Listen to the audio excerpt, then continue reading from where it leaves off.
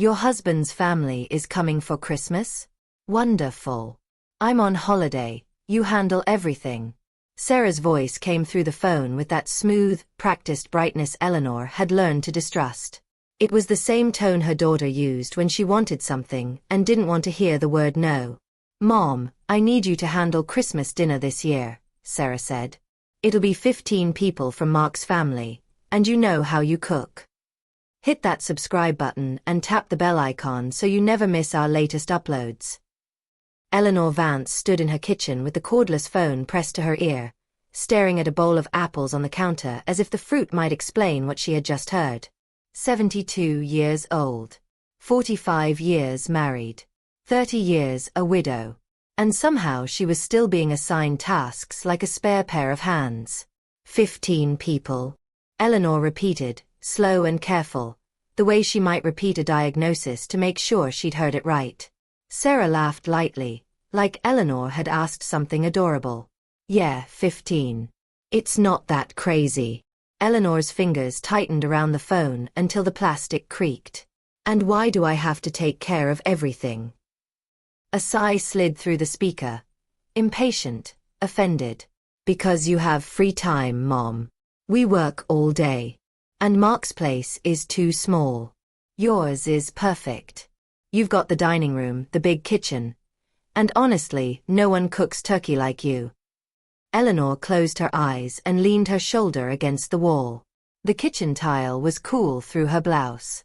This room had seen most of her life, the years of packed lunches and birthday cakes, the nights she'd waited up while Sarah came home late and breathless, the week after Robert's funeral when she cooked out of habit because not cooking felt like falling apart. Sarah, she said quietly, I'm not a domestic worker. I'm your mother. Oh my God, don't be dramatic, Sarah replied. It's just a family dinner. You can buy everything and I'll give you the money after. Mark already talked to his mom. Brenda's bringing dessert. Brenda bringing dessert. Eleanor heard the phrase land like a weight. Dessert was easy. Dessert was the part people volunteered for when they wanted to show up empty-handed without admitting it. And you just need to handle the main course, side dishes, appetizers, and, Sarah paused like she was doing Eleanor a favor by being organized. Clean the house before and after. You know, the usual. The usual. Something bitter rose in Eleanor's throat. She swallowed it down because she'd spent a lifetime swallowing things down. She'd swallowed grief and exhaustion, swallowed every sharp comment delivered with a smile, swallowed loneliness so Sarah could feel safe. But the usual wasn't a plan. It was an expectation disguised as tradition.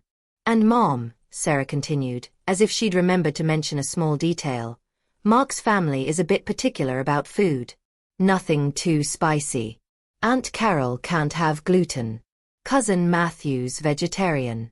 And Grandma only eats meat if it's really well done. Oh, and we'll need red wine, but not too expensive because that adds up. Eleanor's silence stretched so long Sarah filled it with a cheerful rush. Mom, you still there? I'm here, Eleanor said, though she wasn't entirely sure she was. Not in the way Sarah meant. Sarah wanted a woman who nodded and agreed and made problems disappear. Sarah wanted a machine that produced warmth and food and clean dishes. Sarah wanted Eleanor in the way people wanted electricity. Constant, quiet, and only noticeable when it stopped. Eleanor looked at her hands. Thin skin, small spots of age, strong knuckles that had worked a factory line long before Sarah ever knew what a paycheck felt like. These hands had carried a marriage, carried a child, carried a whole household after Robert died. They had cooked for funerals and birthdays and, just because, evenings. They had cleaned up after people who never thought to ask if she was tired. And what will you do while I'm cooking for your husband's family? Eleanor asked. Sarah answered too quickly, as if she'd rehearsed it. I'll help, of course. I'll set the table, serve drinks. Mark will be busy with his family. You know how gatherings are. Eleanor felt something shift in her chest. Not pain exactly. More like the snap of a thread that had been stretched too long. She saw suddenly the living room full of Mark's relatives, sprawling comfortably on her couches while she moved in and out of the kitchen like a shadow. She heard in memory their little critiques disguised as conversation. Too salty, too cold, too bland, too loud, too much, too little. She remembered how Sarah never defended her, never said, "Stop talking like that to my mother." "Sarah," Eleanor said, "when was the last time Mark and his family invited me to anything? When was the last time they treated me like I mattered, like I wasn't just the person who hosts and cooks?" Sarah's voice sharpened. "Mom, don't start this. They appreciate you," Sarah added quickly, like a patch slapped over a crack. "Mark's just shy." "Shy," Eleanor repeated, and the word tasted ridiculous. Mark, who had never been shy about using her home when it benefited him. Mark, who had never been shy about letting her pay the bill at restaurants. Mark, who had never been shy about borrowing money and forgetting to return it. Eleanor stared out the window at her garden. The rosebush near the fence had been planted when Sarah was still small enough to fit on the rusty swing that now sat untouched, its chain squeaking when the wind pushed it. Eleanor's world had shrunk over the years, first from necessity, then from habit, until it felt like her entire purpose was to be useful. "All right," Eleanor said at last. Her voice sounded different to her own ears. Flat, controlled. Sarah's tone instantly softened, sweet as syrup. "That means yes, right? You'll do it. I promise it'll be beautiful. Everyone will remember how amazing you are." Eleanor's grip on the phone loosened. She watched her reflection in the darkened window, an older woman with careful hair and tired eyes, a woman who'd been praised more for her output than her existence. "Sarah," Eleanor said, "I have news." "What?" Sarah asked, already distracted, already planning. "Your husband and his relatives can come for Christmas," Eleanor said. "But I'm going on a trip. You'll be taking care of everyone." The line went quiet. Not the quiet of poor reception. The quiet of someone trying to force reality to reverse itself. "A trip." Sarah finally choked out. "What do you mean, a trip? Where? With whom?" "Mom, you can't be serious. Everything is planned." "It was planned by you," Eleanor replied, "without asking me if I wanted to be part of it." "Mom, this is ridiculous," Sarah snapped, panic leaking into anger. "Where are you even going to go? With what money? You can't travel alone at your age." "At your age." The way Sarah said it turned 72 into a cage. Eleanor felt heat rise in her face, but her voice stayed steady. "I have money, Sarah." "What money?" Sarah demanded. "You're always worried about bills." Eleanor's laugh came out small and sharp. "The same money I've been spending on you and Mark for years." "That's not," Sarah began. "We've never asked you for money." The lie was so clean Eleanor almost admired it. Not because Sarah believed it, but because Sarah had trained herself to believe that anything Eleanor gave wasn't asking. It was simply available. "I have records," Eleanor said. "Receipts. Notes. I wrote it all down." Sarah's breath hitched. "Mom, that's weird." Eleanor said nothing. Sarah rushed forward, grasping for the old script. "Look, families help each other. That's what you always taught me." "You're right," Eleanor replied. "Families help each other." There it was, the pause that followed. Eleanor could practically hear Sarah searching her mind, flipping through memories like a messy drawer. "When was the last time you helped me?" Eleanor asked gently. "I always call you," Sarah said quickly. "I check in." "You call me when you need something," Eleanor replied. "There's a difference." Sarah's voice wobbled between outrage and pleading. "So you're punishing me? Over dinner?" "It's not dinner," Eleanor said. "It's everything." Sarah tried again, shifting tactics the way she always did when one approach failed. Okay. What if I pay for all the ingredients up front? What if I come early and actually help? We can make it work. Please, Mom." Eleanor looked at the sink. She could see, as if it were already there, a mountain of dishes. She could see herself standing barefoot on the kitchen mat with aching knees while laughter floated from the living room, laughter that didn't include her. She could see Sarah standing in the doorway, offering help the way someone offers sympathy. Too little, too late. The solution is simple, Eleanor said. Have dinner at your house. Our house is too small. Then rent a hall, Eleanor said. That costs money, Sarah snapped. And my time doesn't? Eleanor asked. Silence. Sarah's voice turned sharp again, wounded. I don't know what's wrong with you lately. You're being selfish. Selfish. The word Eleanor had feared most of her life. The word that kept women obedient long after obedience stopped being love and started being surrender. Eleanor breathed in slowly, like someone learning to swim in cold water. I'm hanging up now, she said. Don't call me again until you've found a solution that doesn't involve me. Mom, Sarah started. Eleanor ended the call. Her hand trembled, and for a moment she just stared at the phone like it had betrayed her. Then she did something she'd never done in her life. She unplugged it from the wall. The silence that followed wasn't empty. It was clean. It was wide. That night, Eleanor lay awake listening to her house. The refrigerator hummed. A slow drip ticked from the bathroom faucet she'd never fixed because there was always something else. Her mind replayed every yes she'd ever said. Every time she'd convinced herself that giving more would eventually earn her gentleness in return. At 3 a.m. she got up, made chamomile tea, and sat at the kitchen table. The steam rose like a small ghost. She stared at it and felt old grief move under her skin. Not grief for Robert, though that was always there, but grief for the version of herself who had disappeared into responsibility. She walked to her bedroom and opened the drawer of her nightstand.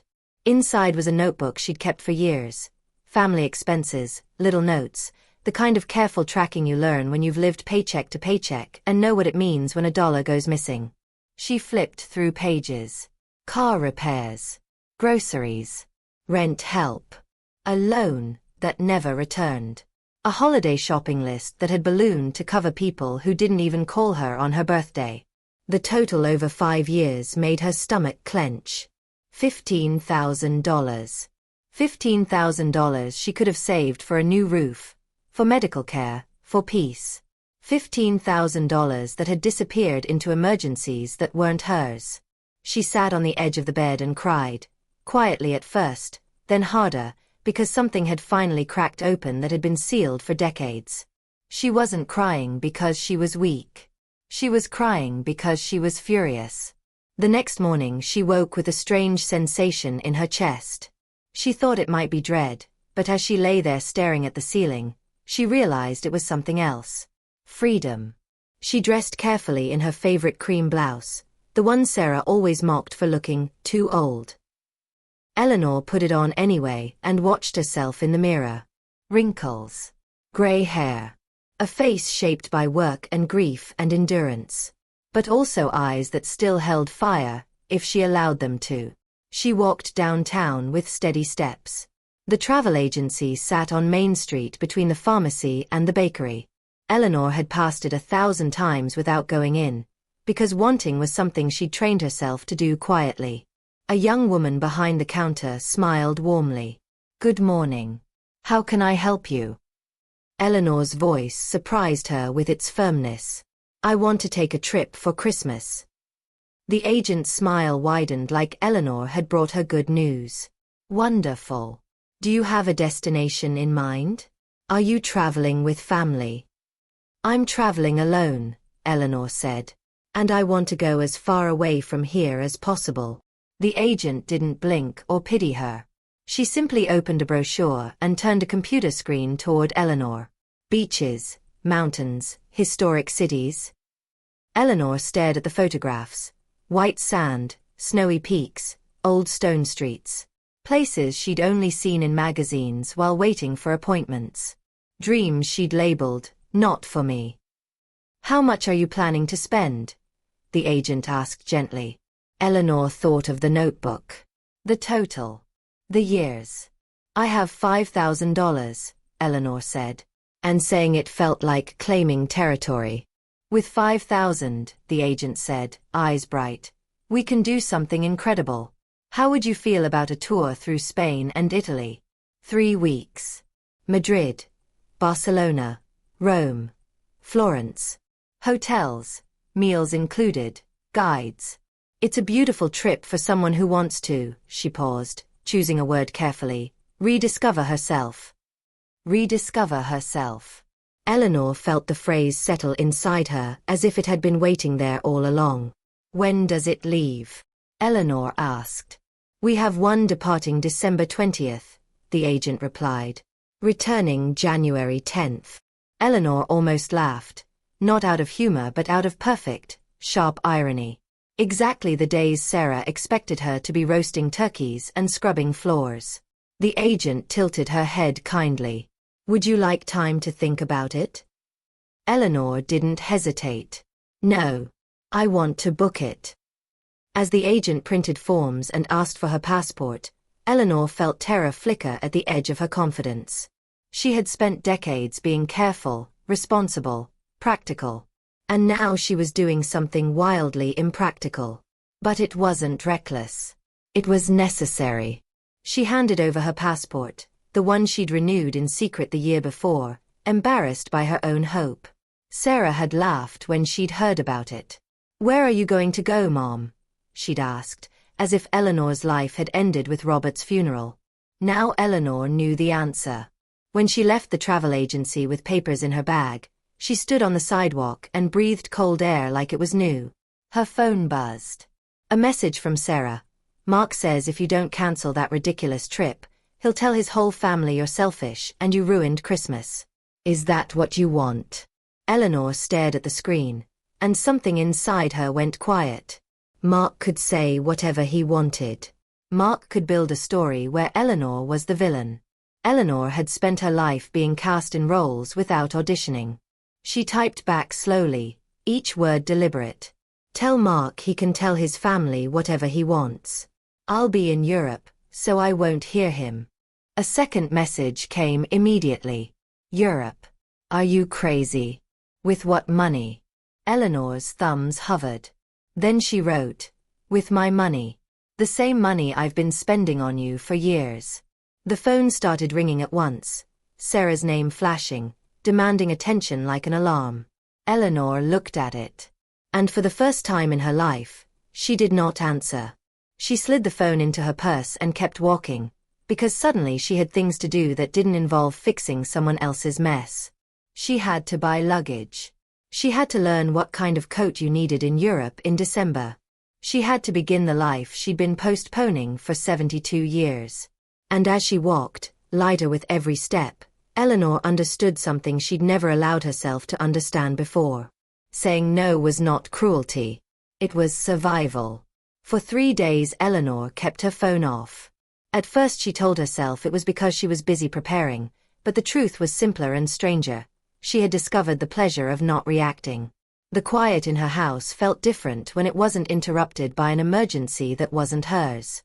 It wasn't the lonely kind of quiet she had feared for years, the kind that made her feel forgotten. It was the kind that gave her room to breathe. She moved through her mornings slowly, like someone relearning her own rhythm. She ate toast at the kitchen table instead of standing at the counter. She read the newspaper all the way to the last page. She took a walk in the park and noticed how the trees had already shifted toward winter, their branches stripped clean and honest. A mother pushing a stroller waved at her. An older man fed ducks with steady hands. Eleanor realized she had been walking through days like a person sprinting through rain, head down, shoulders tense, trying to get somewhere safer, without ever realizing the storm was inside the house. On the 4th day she turned her phone on. It lit up like a firework.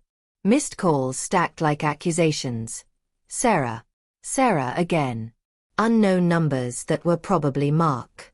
Voicemails. Messages. A flood of words from people who had always assumed her silence meant compliance. Eleanor didn't open anything right away. She set the phone on the table and watched it vibrate itself into stillness. She made tea first. She washed her cup after she drank it. Only then did she sit and scroll. The messages followed a predictable curve, as if someone had drawn it on a whiteboard and labeled each stage. Anger, mockery, guilt, pleading, threats. A final layer of sweetness that only appeared when the anger failed. Mom, answer me. This is ridiculous, you're embarrassing me. Mark says you're acting senile. Please, Mom. I need you. I can't believe you do this to me. Eleanor read them all with a calm that surprised her. The calm wasn't because the words didn't hurt. They did. But the pain landed differently now, like rain hitting a roof instead of soaking skin. For the first time, she could see the pattern without being pulled into it. The phone rang while she was still holding it. Sarah's name flashed again, urgent as always. Eleanor answered, not because she felt obligated, but because she wanted to hear her own voice stay steady. Mom, Sarah said immediately, breathless. Finally. Where have you been? I've been worried sick. I'm worried sick. Eleanor pictured Sarah at a kitchen counter, worried not about Eleanor's health but about Eleanor's usefulness. I've been fine, Eleanor said. You turned your phone off, Sarah scolded. Mark said maybe you fell or something. You know, like, because you've been acting weird. There it was, slipped in like a blade wrapped in cotton. A concern-shaped insult. Eleanor felt something in her back straighten. Sarah, she said. It's early. What do you want? I want you to stop this, Sarah pleaded. I want you to cancel the trip, okay? Or at least do Christmas and then go after. Everything is already planned. His parents already bought their plane tickets. Then they'll still have a vacation, Eleanor replied. Just not at my house. Sarah's voice hardened. You're doing this on purpose. You're punishing me. What did I even do? Eleanor stood and walked to the window as she spoke, watching the garden sway slightly in the breeze, empty. You planned my time like it belonged to you, she said. You promised my home and my labor to other people without asking me. That's what you did. You always host, Sarah snapped, like that settled it. It's tradition. It's convenient, Eleanor corrected. For you. Sarah exhaled sharply. Okay, fine. Then we'll compromise. I'll pay for groceries up front. I'll come early and actually help. I'll do the sides. Mom, please. Don't make me look bad. Eleanor heard the real sentence under the words. Don't make me responsible. You're not listening, Eleanor said. I'm not negotiating how much of my life you get to take. There was a long pause. Then Sarah's voice dropped, quieter, sharper. So you're really going to leave? Alone? At your age? Eleanor smiled faintly. I wasn't happy. She was astonished at how often her daughter used the same weapon. At my age, Eleanor said, I have less time to waste. That's the point. Sarah sounded offended now, like Eleanor had broken a rule that wasn't written anywhere but still felt sacred to Sarah. Mom, you're being selfish. Eleanor did not flinch this time. I'm being honest, she replied. And I'm tired. Not tired like I need a nap. Tired like I've been carrying this family on my back for years. You're exaggerating, Sarah said quickly. We don't rely on you like that. Eleanor walked to her bedroom without replying. She pulled the expense notebook from the drawer and returned to the living room. When she spoke again, her voice had changed. Still calm, but colder, like water that had been in the shade. I wrote everything down, Eleanor said. Every time you asked for help. Every time I paid for something. Every time Mark borrowed money. Sarah hesitated. Why would you do that? Because I knew I'd forget if I didn't, Eleanor said. And because I wanted to believe it wasn't as much as it felt. Mom, Sarah said with forced laughter, you're making it sound like we robbed you. I'm making it sound like it happened, Eleanor replied. Because it did. Sarah's voice went tight. We've never asked you for money. Eleanor stared at the wall as if she could see time printed there. Then why did I pay for your rent when Mark lost his job? Why did I pay for the car repair? Why did I buy plane tickets? Why did I cover dinners and groceries and holiday shopping? Sarah fumbled. Those were gifts. Gifts don't come with promises to pay back, Eleanor said. And you promised to pay back. Silence. The kind that made the air feel heavier. Sarah recovered with a familiar line. Families help each other. Eleanor nodded slowly, even though Sarah couldn't see. Yes, she said. They do. Sarah rushed in, relieved. Exactly. So. Eleanor's voice cut through gently. So tell me. When was the last time you helped me? Sarah's breath hitched, like she hadn't expected Eleanor to finish that sentence. I will help you, Sarah insisted. I call you. I check in. You check in when you need something, Eleanor said. And even when you don't, you speak to me like I'm staff. That's not true, Sarah snapped, but her tone wasn't convincing. Eleanor didn't raise her voice. Sarah, I'm going to the travel agency today, she said. My deposit is paid. I'm not canceling. Sarah made a sound. Half laugh, half sob. Mom, please. Mark is furious. He says if his family feels unwelcome, it'll be my fault. Then maybe Mark should handle his own family, Eleanor replied. You can't talk about my husband like that, Sarah said. I can talk about anyone who uses me, Eleanor replied. And I can stop. Sarah began to cry. Not the quiet cry of understanding. The sharp, offended cry of someone who believed tears were a lever. I can't do this, Sarah said. I don't know how to cook for 15 people. Eleanor's voice stayed steady. Learn, she said. That single word landed like a slap. Sarah's crying stopped, replaced by stunned silence. You can order food, Eleanor continued. You can hire catering. You can make it a potluck. You can rent a hall. There are so many solutions that don't involve taking my house. Sarah sounded small now, then angry. All those things cost money. And I don't. Eleanor asked. The line went quiet again. Eleanor closed her eyes. Sarah, she said softly, I'm hanging up now. I'm not doing this over the phone anymore. Mom. I love you, Eleanor said, and meant it. But I'm done being your emergency plan. She ended the call, set the phone down, and sat very still as if she had just stepped off a ledge and discovered she could stand in midair. Later that morning she called Beatrice Walton answered on the second ring, brisk as always. Eleanor. There you are. Sarah called me yesterday like the world was ending. Eleanor exhaled. Of course she did. Bee's voice softened slightly. What's going on? They met at their usual cafe on the corner, a place with warm lighting and worn wooden tables that had held a decade of their quiet conversations. Bee arrived in a bright scarf and a coat that looked like it had survived wars. She was 74, widowed like Eleanor, but she wore her independence the way some women wore pearls, casual, unapologetic. The first thing Bee said when she saw Eleanor was, "You look different." Eleanor sat down carefully. Different how? Like you remembered you're a person, Bee said. Not just somebody's mother. Eleanor's throat tightened. She hadn't realized how badly she needed someone to say that out loud. She told Bee everything. The phone call. The demand.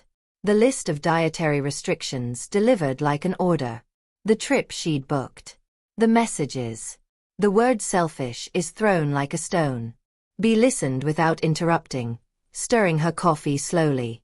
When Eleanor finished, Bee leaned back in her chair and let out a laugh that sounded like wind chimes.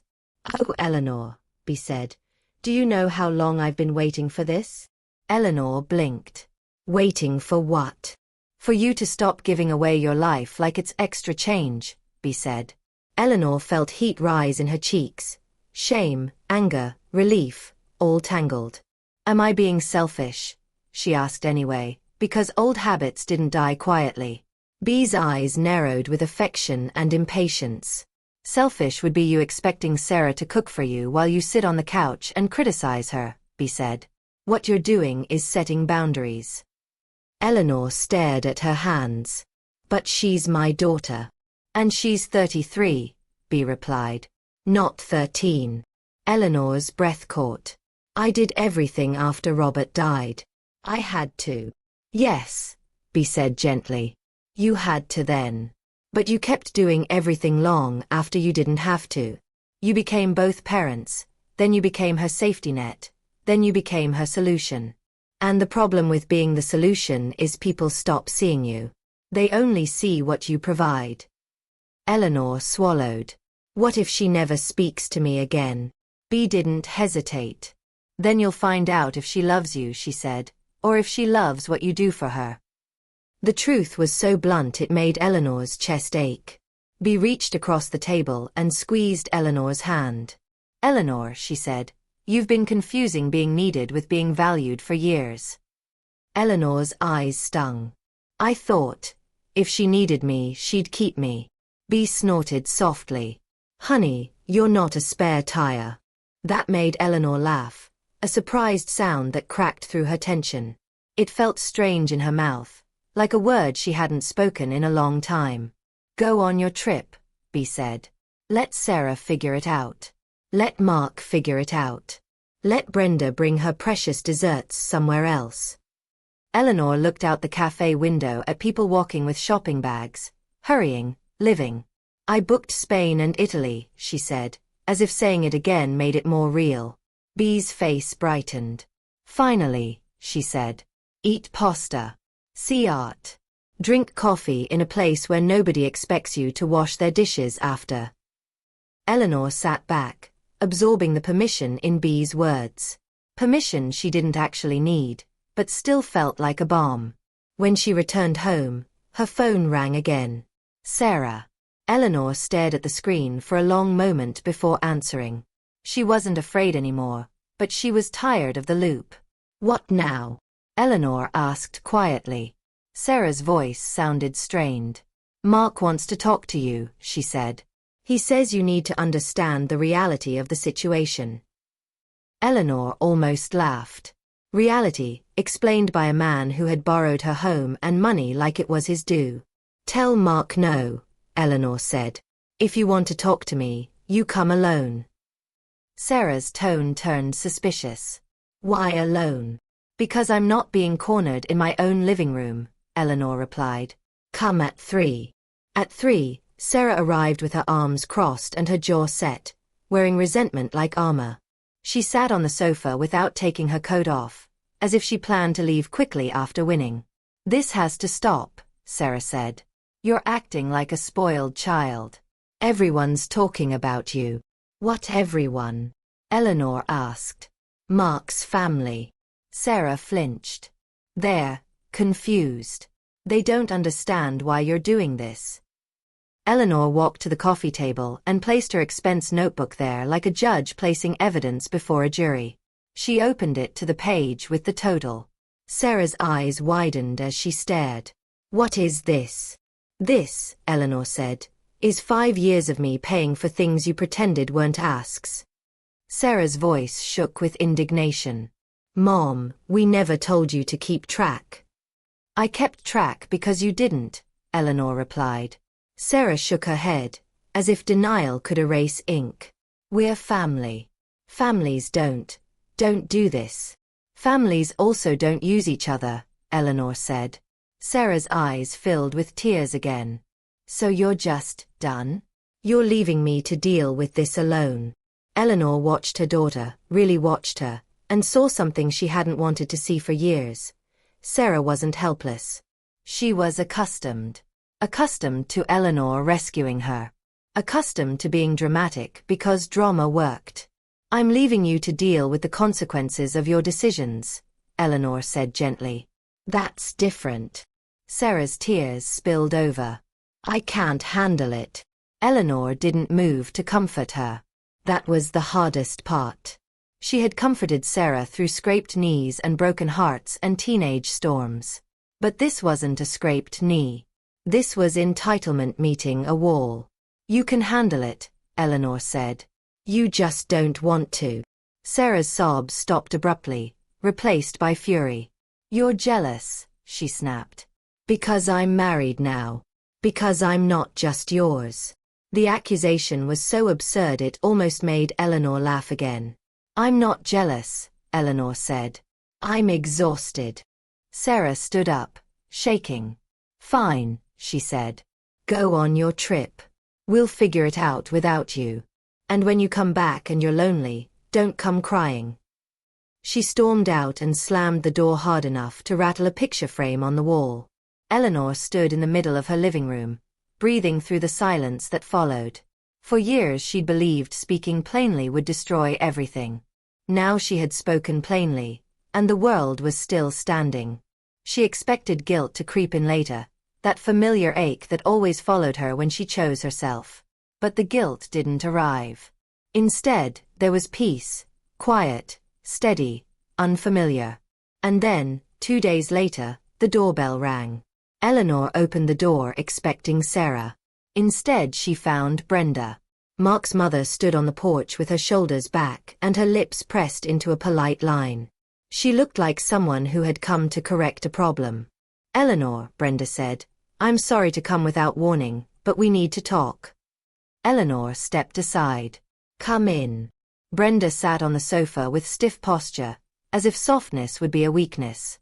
"Sarah told me about your decision," she said carefully. "About traveling for Christmas." "Yes," Eleanor replied. "I'm going." Brenda frowned. "Don't you think the timing is inappropriate? My family already bought plane tickets. We had plans." Eleanor looked at her, really looked.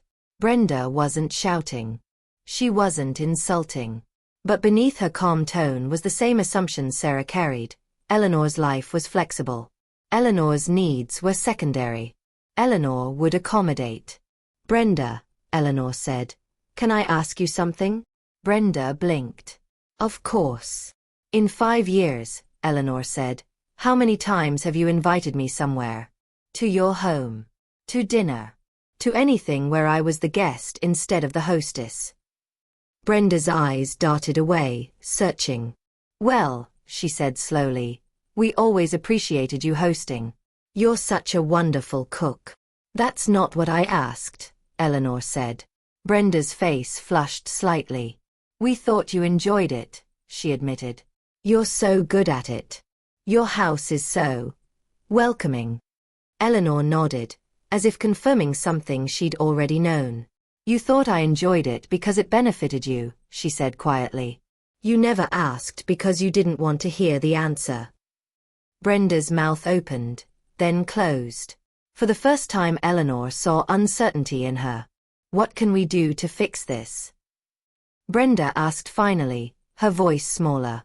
Eleanor felt an odd tenderness, not for Brenda's discomfort but for the truth of her own words. "You can fix Christmas dinner by having it somewhere else," she said. "A restaurant. Your house. Sarah's house. Anywhere but mine." Brenda stared at Eleanor as if she was seeing her for the first time, as a person, not a service. And Eleanor, steady now, did not look away. Brenda sat in silence for a long moment, her hands folded neatly in her lap. Eleanor could see the gears turning behind her eyes, the quiet recalculation that happened when someone realized a long-standing arrangement was no longer guaranteed. "I truly didn't realize," Brenda said at last. "I thought you liked hosting. You always seemed so capable." Capable. The word had followed Eleanor her entire life, trailing behind praise like a shadow. Capable women, she had learned, were rarely asked if they were willing. "I was capable," Eleanor replied. "That doesn't mean I was happy." Brenda's shoulders dropped slightly, as if the weight of that sentence had found a place to land. "Last Christmas," she said slowly, "Carol did say the turkey was dry. I remember thinking it was rude, but I didn't say anything." "No one ever did," Eleanor said. Her voice was calm, but every word carried decades. "And Mark fell asleep on my sofa while I washed dishes alone." Brenda winced. "Mark can be thoughtless." "Mark is an adult," Eleanor replied. "And adults learn when no one rescues them." Brenda nodded, her expression now thoughtful rather than defensive. I suppose we all assumed, she said, that you would always be there. That, Eleanor said gently, is exactly the problem. Brenda stood, smoothing her coat. I won't pretend this isn't inconvenient, she admitted. But I respect your decision. I hope your trip brings you joy. Eleanor met her eyes. I hope so too. After Brenda left, Eleanor sat at the kitchen table, staring at the vase of daisies Bea had brought her earlier that week. The flowers were simple, imperfect, and unapologetically alive. She realized she hadn't once asked herself whether she deserved joy. She had simply decided she would take it. That night, Sarah sent a single message. We had to cancel Christmas dinner. Mark and I fought. His parents are disappointed. Eleanor read it once, then again. There was no accusation in the words this time, no demand. Just a statement of consequence. She typed back slowly. I'm sorry you're dealing with that. I hope you learn something from it. The reply came hours later. I think I am. Eleanor slept better that night than she had in years. The days before her flight passed in a blur of preparation that felt strangely joyful. She bought a wine-red suitcase that made her smile every time she looked at it. She bought scarves in colors she'd never dared to wear. Deep blue, rust, mustard yellow. She stood in the bookstore aisle for nearly an hour choosing a travel journal, finally settling on one with a plain brown cover that felt solid in her hands. Each small decision felt revolutionary. No one questioned her choices. No one asked why. No one needed anything from her. On the morning before her flight, she woke early and sat at the kitchen table with her coffee, watching light creep across the floor. The house felt different now. Not hollow, not tense. It felt like it belonged to her. The doorbell rang. Eleanor wasn't expecting anyone. She opened the door cautiously and found an older gentleman standing there, holding a small bouquet of white and yellow daisies. Mrs. Eleanor Vance? He asked politely. Yes, Eleanor replied, surprised. My name is David Hawthorne, he said. I'm Emily's father, the travel agent who booked your trip. Eleanor blinked. Is everything all right? Oh yes, David said quickly. Emily told me about you. About your trip. She said you were traveling alone for the first time. Eleanor felt a flicker of embarrassment. I am. David smiled warmly. So am I. Same itinerary, same dates. Spain and Italy. Eleanor's surprise deepened. That's quite a coincidence. It is, he agreed. And I thought, only if you're comfortable, that perhaps we could keep each other company from time to time. Nothing formal. Just meals or museum visits. Traveling alone can be wonderful, but it's nice to have a familiar face. Eleanor studied him. He was well dressed, with silver hair and kind eyes behind thin glasses. There was no expectation in his posture, no pressure in his voice. I appreciate the offer, she said carefully. But I need to be honest. This trip is very important to me. I'm not looking for romance or obligation. David chuckled softly. Neither am I. My wife passed away 2 years ago. I promised her I wouldn't stop living. The words settled between them, gentle and heavy at once. I promised myself something similar, Eleanor admitted. David handed her the flowers. Then perhaps we can simply be fellow travelers, he said. Nothing more. Eleanor smiled. Genuinely this time. I'd like that. After he left, Eleanor placed the daisies on her table and stood quietly, feeling something unfamiliar bloom in her chest. Not longing, not dependence, but possibility. The next morning, she locked her front door and paused, keys in hand. For decades, leaving her house had meant worry. Who would need her, what would fall apart in her absence? This time, she felt only anticipation. At the airport, she moved slowly but confidently, her wine-red suitcase rolling smoothly behind her. When she passed through security, she felt lighter, as if she were shedding layers of obligation with every step. On the plane, as the city shrank beneath the clouds, Eleanor pressed her forehead to the window and whispered a quiet goodbye, not to people, but to the version of herself who had believed she had to disappear to be loved. Madrid greeted her with golden light and a hum of life that felt almost musical. She walked the streets with wide eyes, marveling at buildings older than her country, at cafes full of laughter she didn't have to earn. David joined her for coffee the second day, just as promised. They talked about art, about music, about the strange freedom of starting over late in life. There was no urgency, no expectation. Just conversation. At the Prado Museum, Eleanor stood before a painting she had only seen in books. Tears filled her eyes, unexpected and sharp. "Are you all right?" David asked quietly. "Yes," she said. "I just never thought I'd stand here." In Barcelona, she wandered alone for hours, losing herself in narrow streets and sunlight. She ate meals without cooking, without cleaning, without worrying if anyone approved. Each night, she wrote in her journal. About colors. About sounds. About the strange realization that she liked herself when no one needed anything from her. Messages from Sarah arrived sporadically. Some apologies. Some are confused. None demanding.